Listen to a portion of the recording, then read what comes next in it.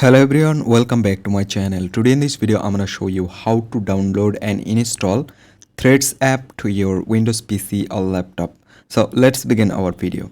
So first of all, you just need to open your browser. Any browser you can open. I simply open my Chrome browser and I'm gonna show you totally simple step for download Threads app.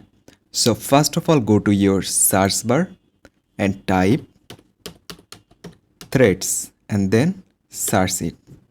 Right now open this first link and select login, and here you can see this interface you can find.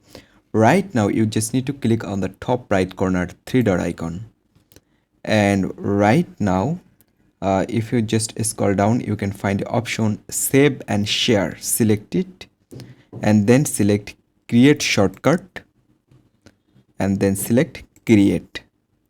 Right now cross it and let's back, and here you can see Threads app on here.